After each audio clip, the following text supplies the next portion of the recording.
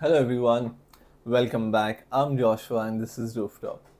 In today's workshop, we're going to be making a tote bag painting. But today we're going to be doing it slightly different, you could say. So while the concept around the tote bag painting is going to be the same, the only difference will be that I'll be painting on this tote pouch instead. And the reason why is because I have done a couple of tote bag streams before as well, but they tend to take a lot of time and then we aren't able to complete it in one session. So what I'm going to do is I will make it on this, but the entire process, the whole concept, how we do it is all going to be the same. All right, so let's begin. Okay, so I have this ready here.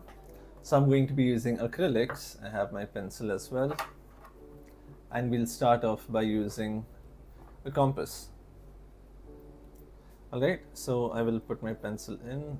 Oh no. Oh, hey Neha. Okay, let's hope my point doesn't break. Hello Neha, it's been a while. So what I'll do first is I'll get the center of this. How I'm going to do that is I'm going to fold this in half, vertically, horizontally, whichever, and then fold it in half again. Alright, like this. And now this point over here is going to be the center of, there you go, the center of my tote bag. So just roughly I'll take about here. And then now when you're measuring, right, you won't take it from left to right. We'll take it from the top or the shortest area basically. So over here,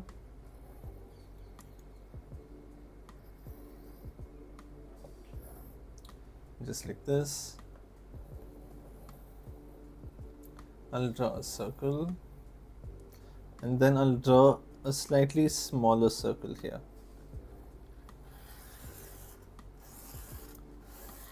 This tends to be the best and quickest way to draw a circle. Oh, just be careful about it. Okay, great. Now that we have done that much,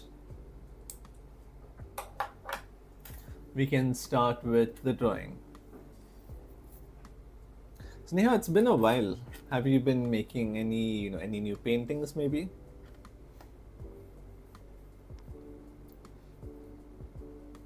So I'll start off by drawing it very lightly here.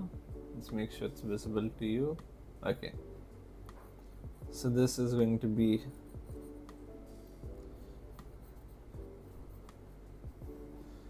the unbloomed lotuses.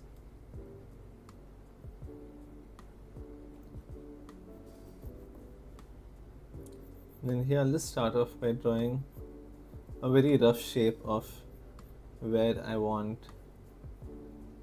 Okay, you want the reference pic? Sure.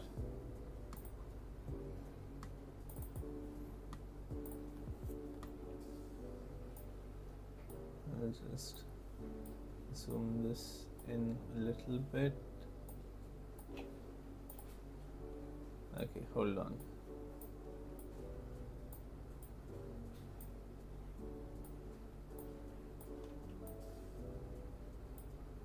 There you go. This is what we will be painting.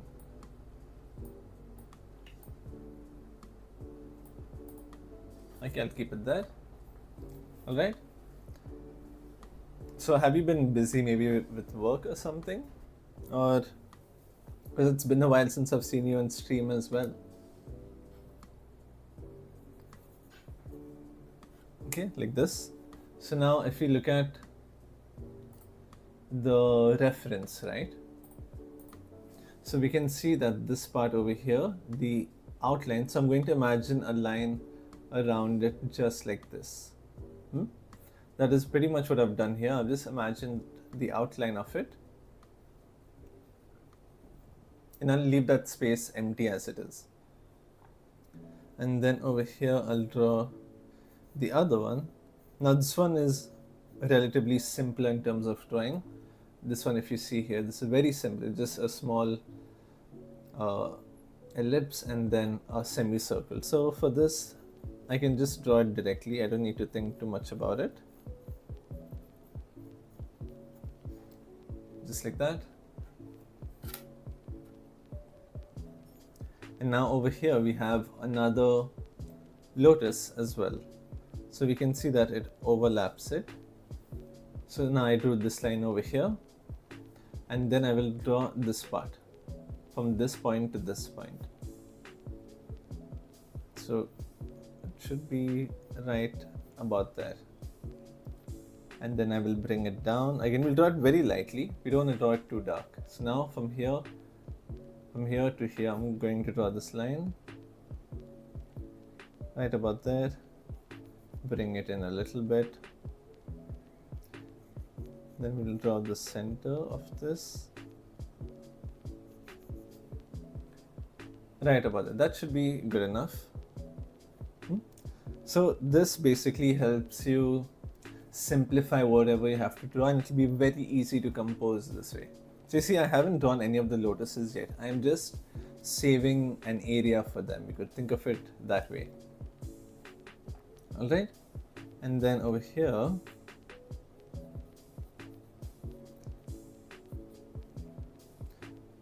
now this side, this one is a pretty big one, and we can see that it comes just a bit below this lotus bud. So right until here we have a small gap. So from here we have a small gap. I'll put one point there, and then this part will come here.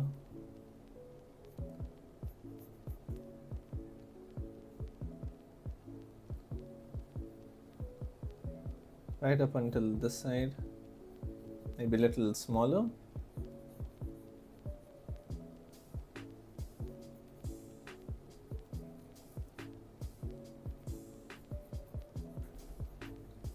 There you go, like this. So again, it's a very rough drawing. I don't want to think too much about anything else right now. My main goal is to just have it placed down correctly. And the same thing here. I'll increase the size of this just a little bit so it can be a bit easier for you all to see. Okay, so if you look at the shape, this is basically the same shape as the outside part of this. Nothing too fancy.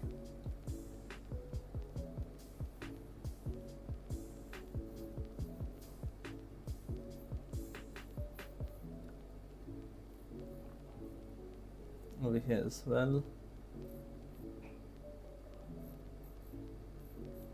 We have another bud here.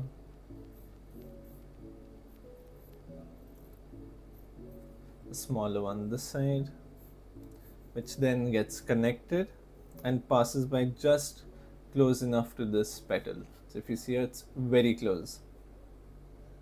It's over there, and then we'll bring it down right about here.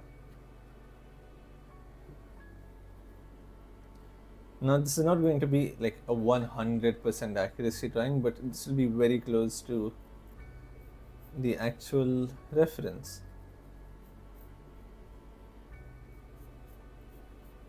Now see, now unless you're drawing something maybe like a portrait or maybe a full figure where you need the part to look exactly as it is to recognize the person, maybe only then you can really focus on the nitty-gritty details about it. But besides that, there is no reason to have a 100% accuracy, especially when it comes to drawings like this. So even for me, I'll try to get at least the gist of it, that when you look at it, you'll be like, oh, okay, you know what, this seems very close to this. That is more than enough.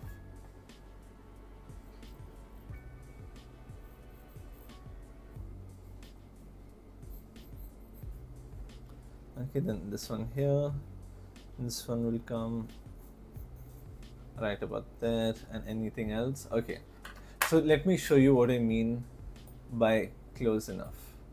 I'll just increase this in size a little bit. Can I reduce the opacity? 1 second. Okay, I don't think I can reduce the opacity for this, but you can see how it's almost similar to it.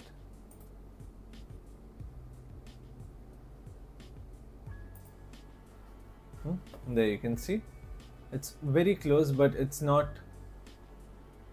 exactly like that. So that should be more than enough. It should just be close enough, you could say. Okay, I'll put this back here. And now we can start with the painting part of it. Alright? So we can start with the border maybe, and then we can start building it from there. And along with me, I have a nice cup of tea. So I'll take my brush.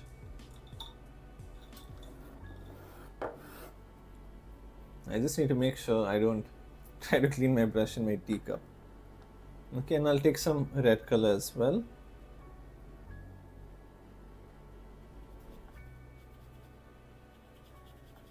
Maybe I'll add a little bit of white to it, not too much. That is only so that it doesn't become very vibrant. But in this case, actually, it would be much better if it is vibrant, because this is going to absorb quite a bit of the paint, so there won't be much color reflected. You know what? What I'm going to do is just open this.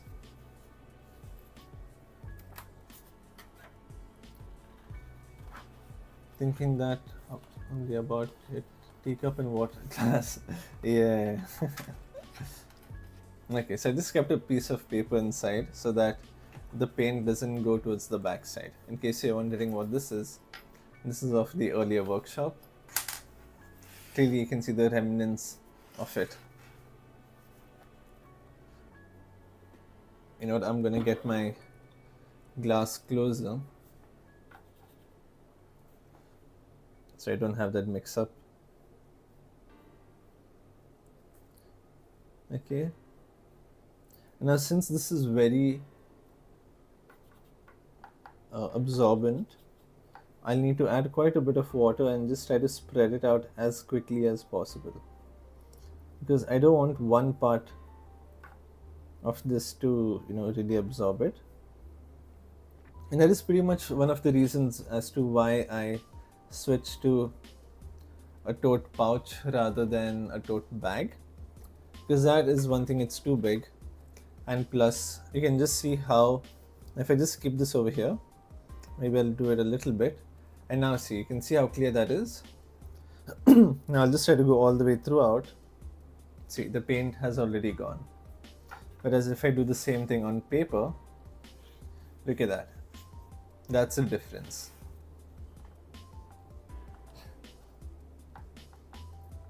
So I'll just take a bit more paint, mix some water in it.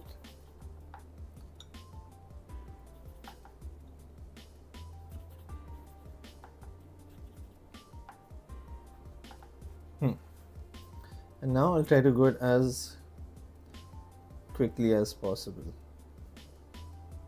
Okay, that seems, but you can still correct it. Okay.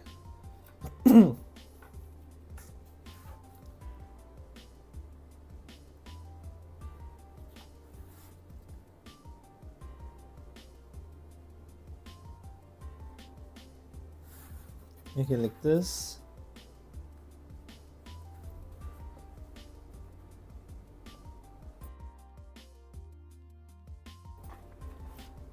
All right.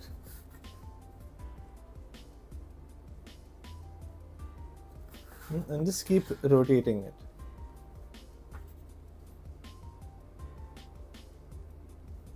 Also, there might be, I'm sure there's someone or the other that tries to paint everything without, trying to rotate it, because you might think that, oh, if I rotate it, then that means I just lack the skills. But that doesn't really make sense. It's just, I think that's just a very prideful way to paint, and it's a lot of unnecessary what do you say, unnecessary work for no reason. It's like saying, oh, you use a calculator, so you don't know anything in maths, which again does not make any sense. It's just a tool to make it easier for you.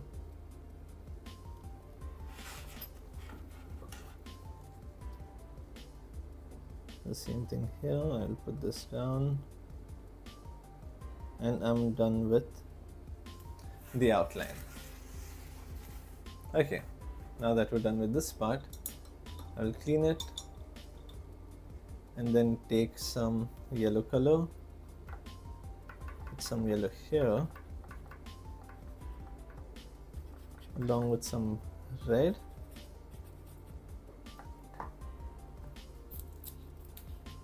Because now we need orange color for the background.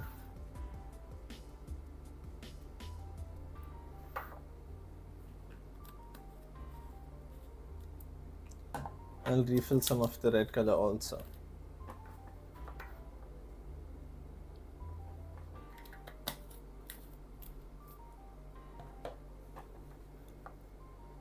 Okay, I'll put some of this here, mix this about. Okay, I'll add a bit of water to it actually.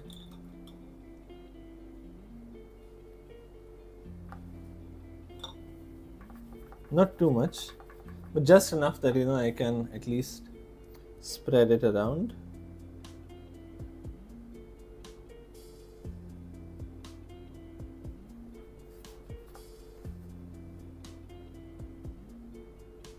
Oh right, hold on.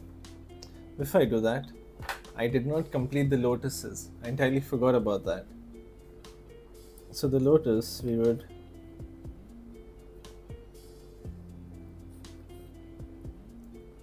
have it come around here like this.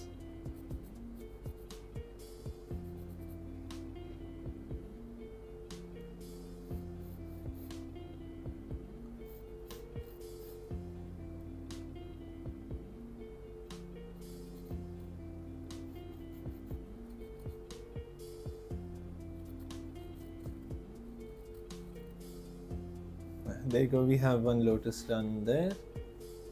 And then this one, I will just make these petals a little bit closer to each other. Then I'll always start with the middle petal, or the biggest one, like that. And then this one,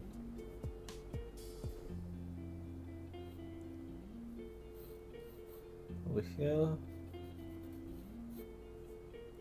Yeah, there you go.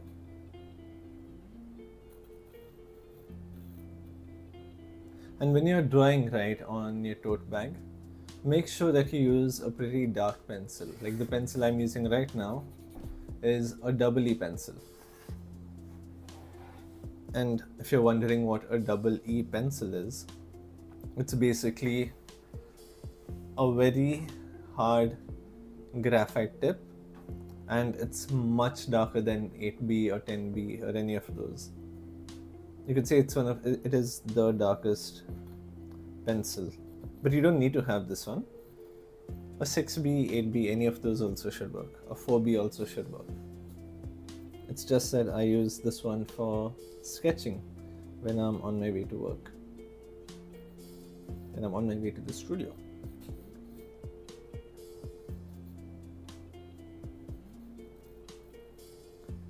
This, and then another one here. Keep it nice and simple.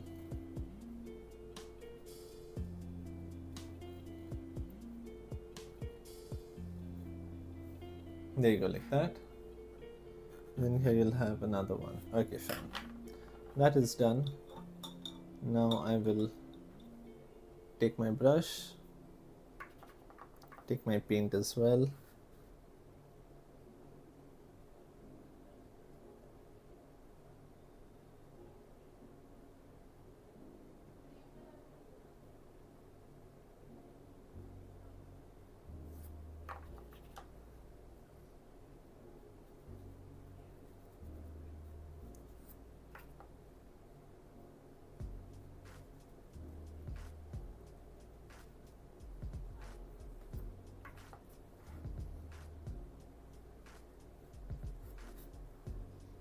Okay, I'll take some more yellow, mix it in here.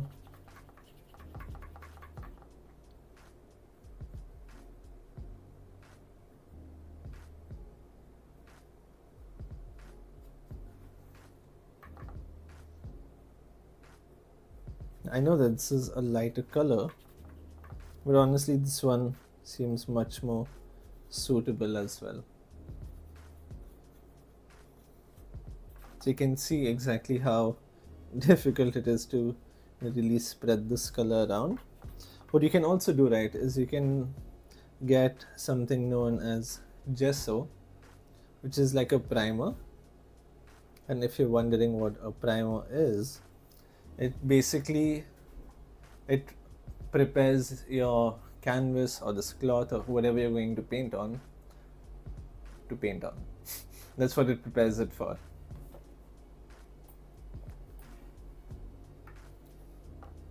It just prepares the surface basically. So as compared to this, it would be much more easier if I put gesso and then painted over it.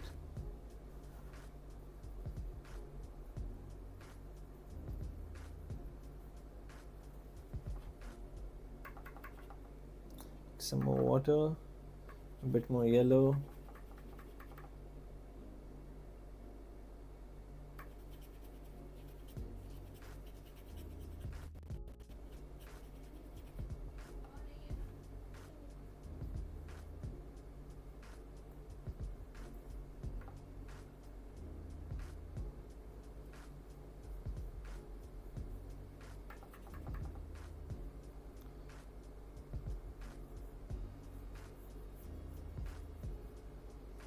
Like this.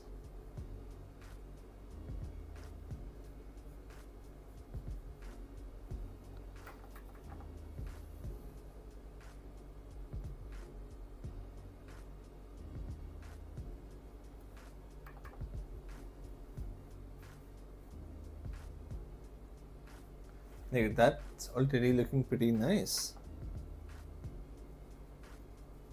Again, since this material is very absorbent, I'm just going to try spreading the color as quickly as possible.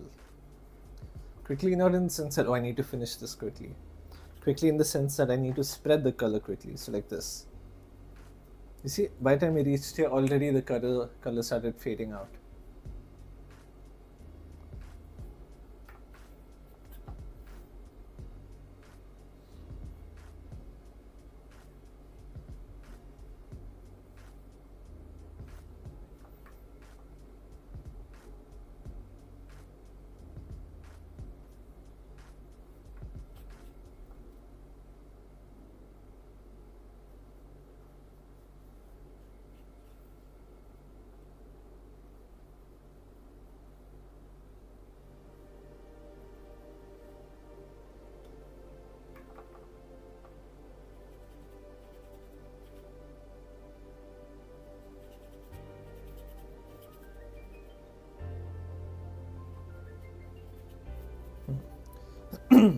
Alright, so I'll take this and spread this around.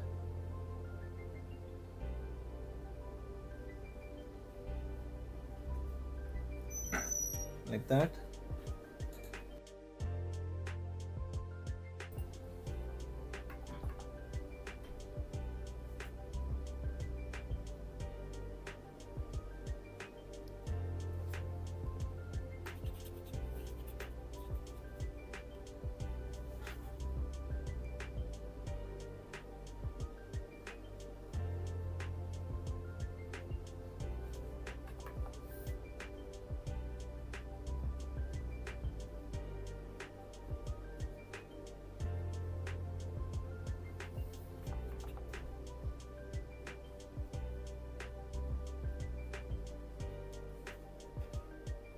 There you go.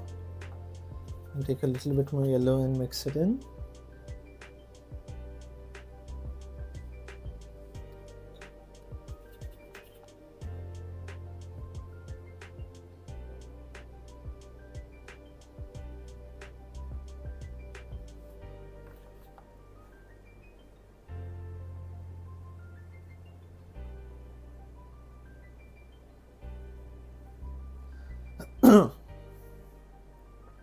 Sorry, I keep clearing my throat. I have a slight cold, so I hope you don't mind that. So can I do object color first, then background? Yeah, you can. It's just that for me, so here's the thing, right? If you want to do the objects first, you can do that. If you want to do the background first, you can do that. But now for this one, it should be okay. But when you do, say, other paintings which have a lot of elements in it, like say for example, this one over here, right? So what I'm going to do is, you can see this orange color over here. So you can see that it's sort of like a medium kind of orange, right? But now, if I add white color over here, right on top, like this, hold on, let me just keep this properly, and I'll cover this side. You see how much darker it looks? So it looks pretty dark right now, because this is white, and the bottom part also. I should have another piece of paper here. 1 second. Okay, so let's have a look at this. You see how dark this looks? But then now when I remove this top part and when I cover it, it looks much brighter now. So one of the reasons why we start with the background and then foreground is because when the background is light or it's very bright or white in color, this might seem much brighter or much darker than what it actually is. But when we paint the background color that we need first, then we can easily paint this according to matching the background basically. So right now for this tote bag, that is that, you can either start with the background or the foreground. Any of them work, but otherwise it's just sort of like a food for thought, you could say. Got it. Okay, all right, so now I'll just cover up a few of these empty portions. Okay, over here. All right, now I will make some green color, meaning I need a little bit of blue.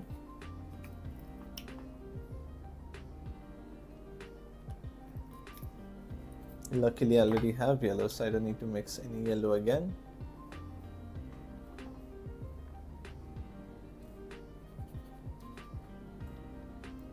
See, now remember that there is no correct way of painting, but there are easier ways, you could say. So now it just depends on what you prefer.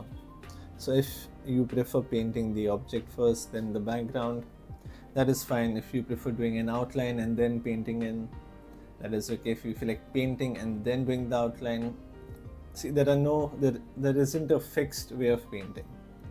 It's just a matter of what do you prefer. So Neha, I would suggest you just do what you're comfortable with. It doesn't have to be the way I do. But what I do show you is one way of painting it, or an idea of maybe when it comes to color mixing and all of that. But the rest is honestly up to you. Don't be limited to only what I show.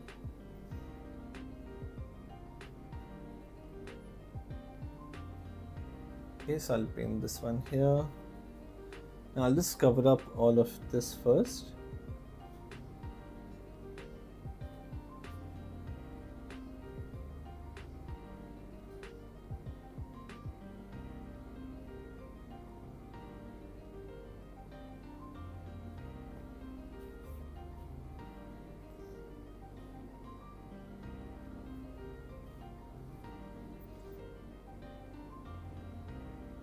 I'm not gonna lie, looking at this cloth absorb the paint is very satisfying.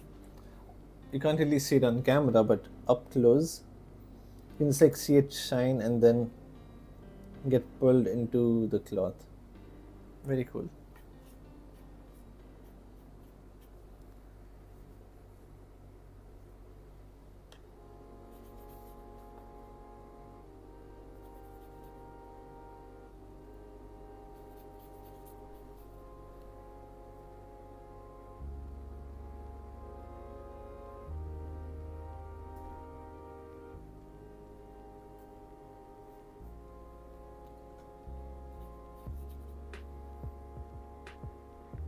So for the tote bag, right, I would suggest adding a lot more water while painting this, so that it's much easier to cover up the areas.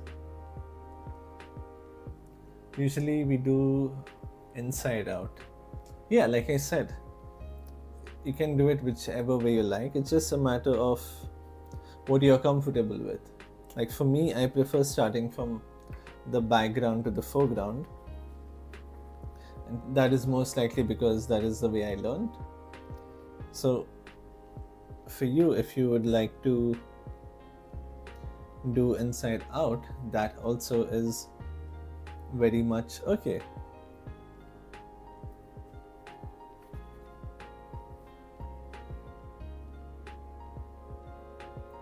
So this is one thing I like to say, that for people who haven't learned drawing academically, I see they have a lot more freedom, because there aren't any of these certain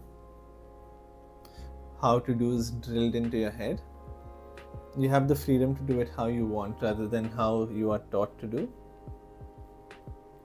No, I don't know whether you'll agree with that or not, but at least that is what I've observed. Because even for myself, I mean, yes, there are some things which are very helpful, but otherwise it keeps you in a very closed or in a very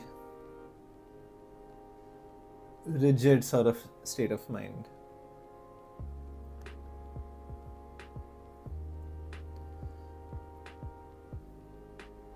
This, okay, I'll put a bit there, a bit here.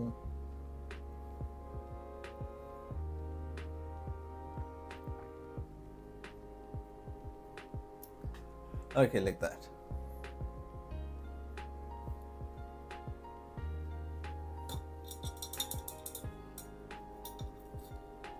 Yeah, it is to some degree true.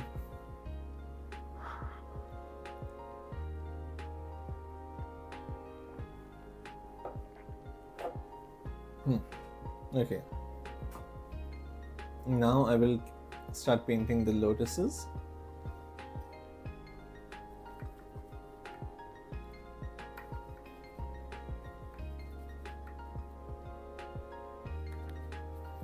Again, mix quite a bit of water in it and then start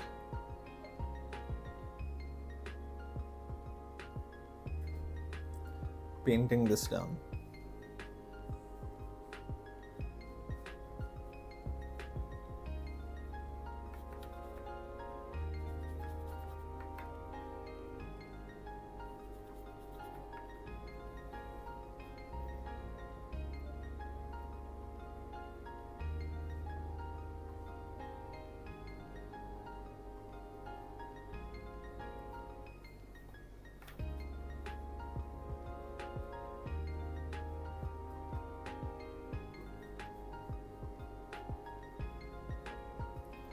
Like that.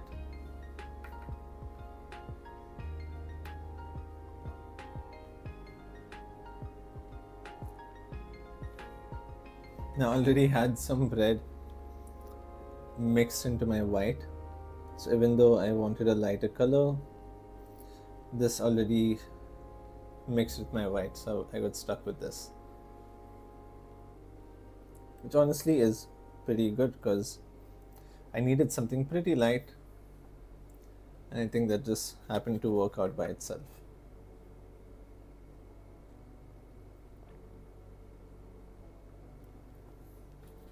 So if you don't have a tote bag or anything, so now this Photoshop is called tote bag painting, but this will pretty much work on any sort of cloth material. So if you want to paint on your shirt, or if you want to paint on your pant, whatever it may be, you can do it the same way.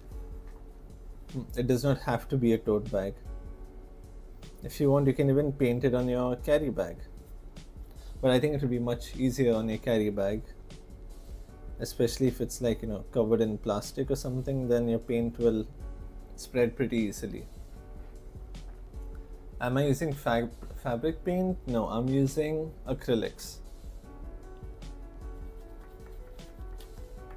So acrylics and fabric aren't quite that different. Well, I'm sure fabric is specifically made for clothes so that it doesn't get washed away. But trust me, when I was in college and acrylics fell on my clothes, that also never got washed away. As a matter of fact, I have another shirt like this, which is just covered in paint. But most of the time you can't see it because it's below the table. It's in the bottom half of my shirt. And no matter how much I try cleaning it, it is not going away.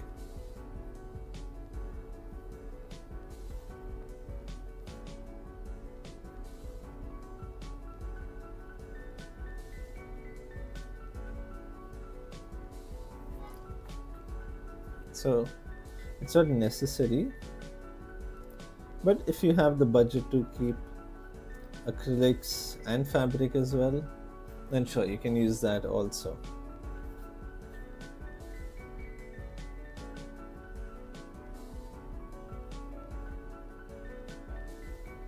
Okay, now I will add a lot more white to this. Then I'll just paint it in the center. A little bit like that. We'll keep it super simple. And just cover a little bit of this part here. Take your light paint again.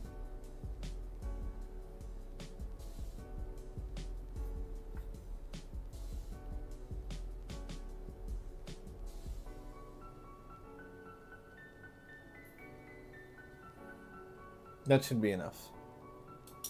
Okay. I'll clean my brush.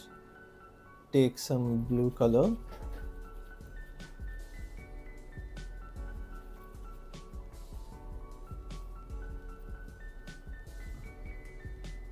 And then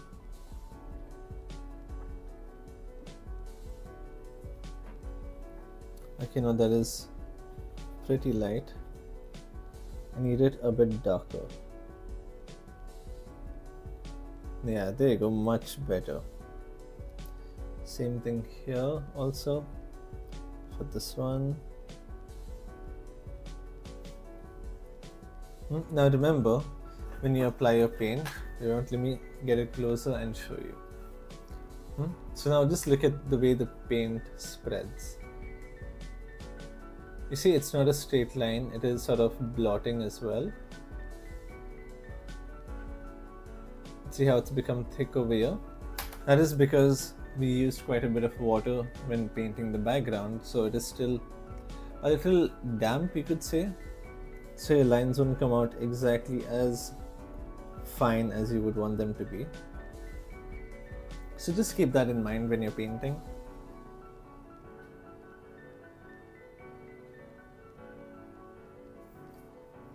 Put a bit here.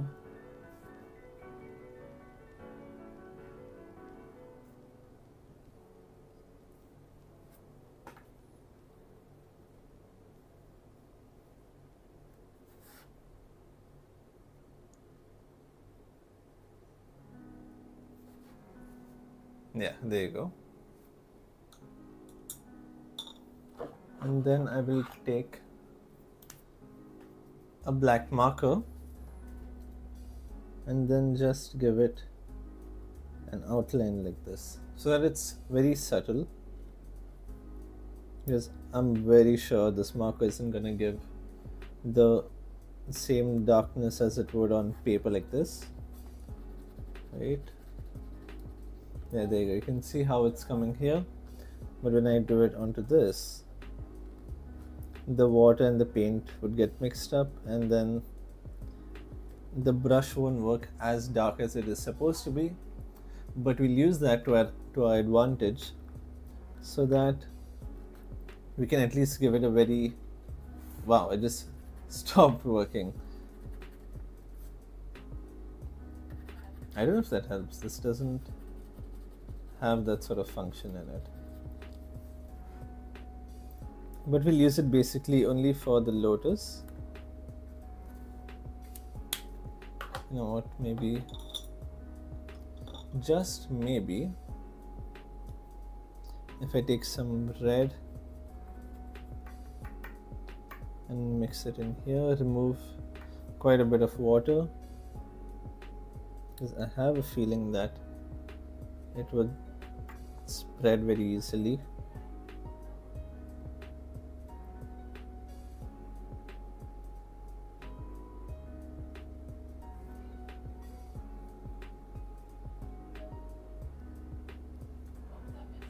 Yeah.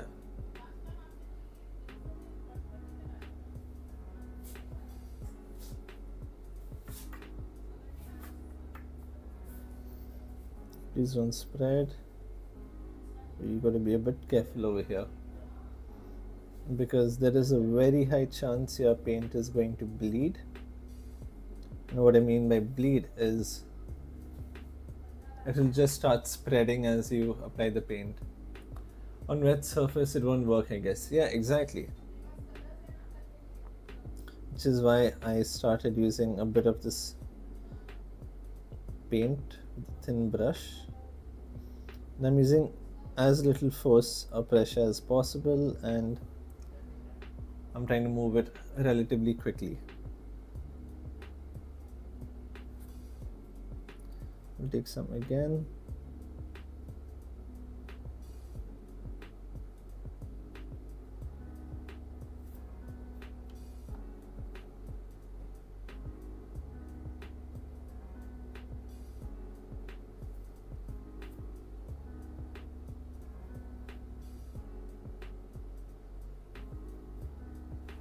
Okay.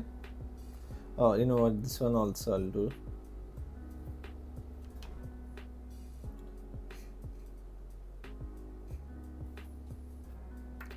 You have to take quite a bit of paint.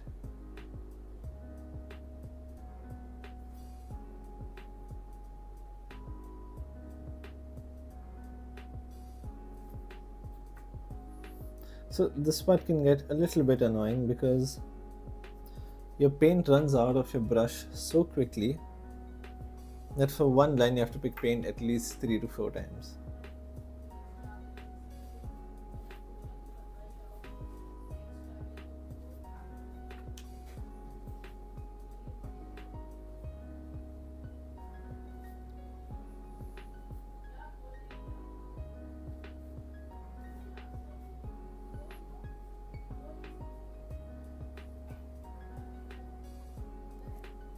Like that.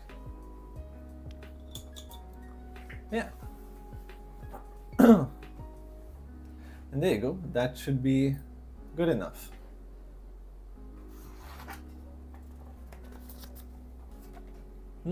So if you want, you can add some outlines. Wait, before I do that, I'll just add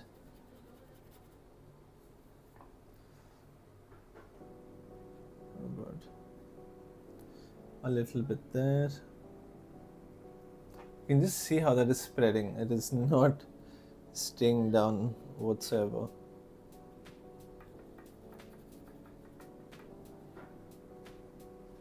Okay.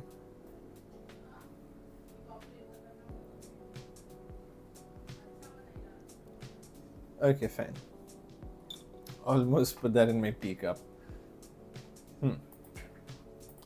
So let's see over here. Oh dude, that looks lovely. That looks better than I expected. So on the back side you can see there's nothing. On the inside, where's the camera? Yeah, there you go.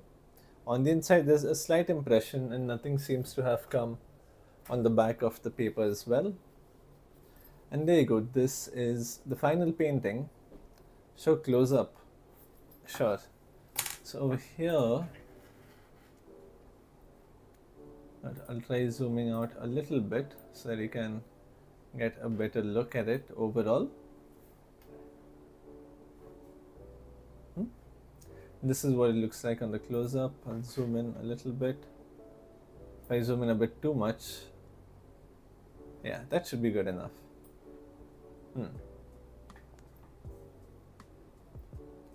Alright, so if you see around it, around this, I've just added some red color outlines, and for these areas here, I added a dark green color outline. Just like that.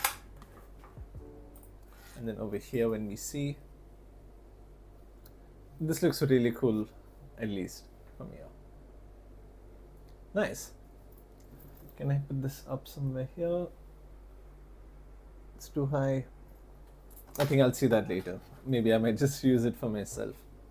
So I hope you enjoyed this workshop, our tote bag painting workshop, and I will see you all again tomorrow. So until then, take care and bye-bye.